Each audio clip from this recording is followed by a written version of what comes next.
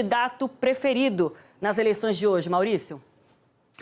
Olha, Aline, vários institutos de pesquisa tentaram mapear, sim, as preferências do mercado por um ou pelo outro candidato, né? Porque a gente sabe que os investidores fazem, sim, as suas apostas, já que a vitória de cada candidato tem prós e contras para diferentes setores da economia. A gente separou aqui, de forma simplificada, alguns pontos que o mercado financeiro está de olho, começando aqui por Donald Trump. A gente traz na nossa primeira tela aqui, portanto, os investidores que preferem a vitória de Trump preferem justamente porque acreditam na valorização das bolsas de valores caso isso aconteça. Isso porque o candidato republicano tende a manter em níveis mais baixos os impostos cobrados das empresas e dos mais ricos.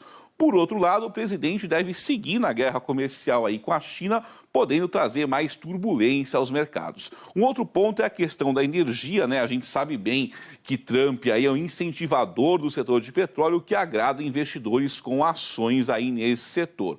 A gente vê também agora algumas propostas de Biden aí na visão do mercado financeiro na próxima tela. Portanto, o temor de alguns investidores é que ele seja menos simpático aí do que o Trump a pautas pró-mercado. Entre elas, o aumento de impostos cobrados das empresas e de grandes investidores. Agora, já em relação à guerra comercial com a China, é esperado que o candidato adote um tom aí mais conciliador, favorecendo empresas americanas com negócios por lá. Já a preocupação de Biden com os temas ambientais pode influenciar positivamente as ações de companhias de energia limpa. E, por fim, a gente vê aqui em destaque a proposta de estímulos à economia americana, parada agora no Congresso por falta de acordo. Na leitura do mercado, a vitória de Biden pode dar força à implementação desse pacote de forma mais rápida e em cifras maiores, impulsionando a economia com reflexos positivos em todo o mundo e também aqui no Brasil. Por outro lado, esses gastos maiores aí do governo americano podem ampliar o rombo fiscal e levar lá no futuro a um aumento dos juros nos Estados Unidos, o que na frente pode prejudicar emergentes como o Brasil. Mas é isso, Aline, esses são cenários traçados pelo mercado, mas o que vale mesmo é o resultado da eleição, a apuração que a gente acompanha juntos aqui na Globo News.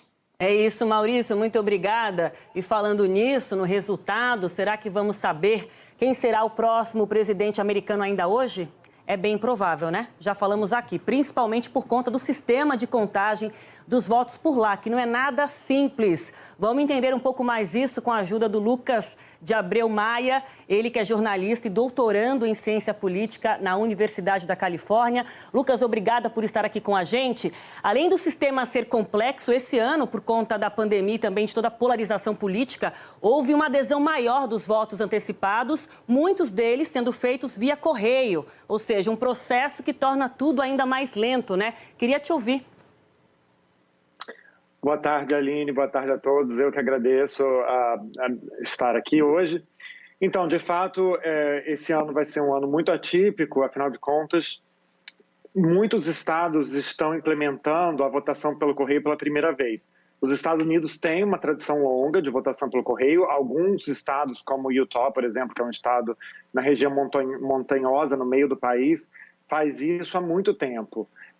Mas alguns outros, como a Pensilvânia, que esse ano deve ser um estado-chave, está fazendo isso pela primeira vez. Então, sem experiência, sem uma tradição de implementar esse tipo de votação, fica mais difícil a contagem naturalmente, porque esses estados estão tendo que lidar com esse tipo de situação sem precedentes, né?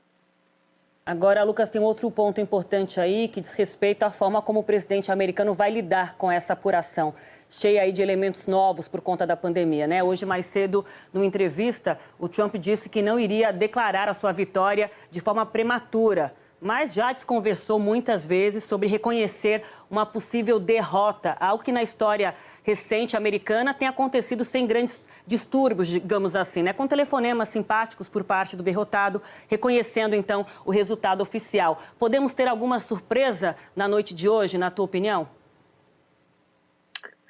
Podemos. Eu acho que vai ser uma eleição que não é particularmente apertada, historicamente.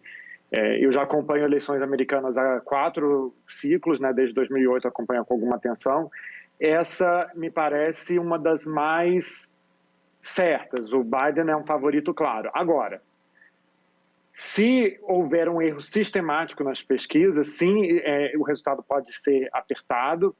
E o Trump, mais do que qualquer outro candidato anterior, como você mesma apontou, sugere que talvez não reconheça ou que vai disputar os resultados na justiça. Então, se houver margem para que ele questione, por menor que essa margem seja, ele vai se agarrar a essa margem.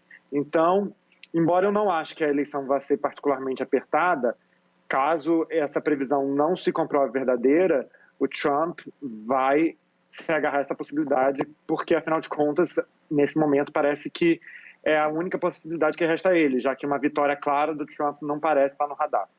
Porque há uma expectativa de que o presidente americano também ache caminhos para ganhar tempo, né, Lucas? Para fechar rapidamente, existe um prazo ali em dezembro que é um prazo que define o resultado, né? Se até lá o resultado não sair, mudanças podem acontecer com relação ao pleito, né? Isso pode, de fato, se dar, na tua opinião?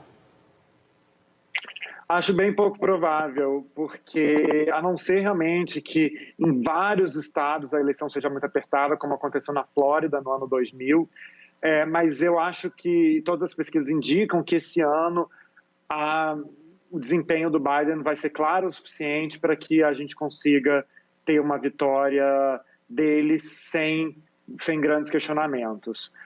Mas como você mesmo apontou, o Trump vai se agarrar a qualquer possibilidade que lhe reste. Lucas de Abreu Maia, jornalista, nosso colega e também neste momento fazendo um doutorado em ciência política na Universidade da Califórnia. Muito bom ouvi-lo aqui. É só o começo de uma cobertura intensa. Lucas, um ótimo dia para você aí. Imagino também de muito trabalho, de muita energia. E para você, assinante, uma excelente terça-feira. Cola na gente, porque vai ser um dia importantíssimo, não só para os americanos, mas também para nós aqui no Brasil, para o planeta. Disputa local, regional.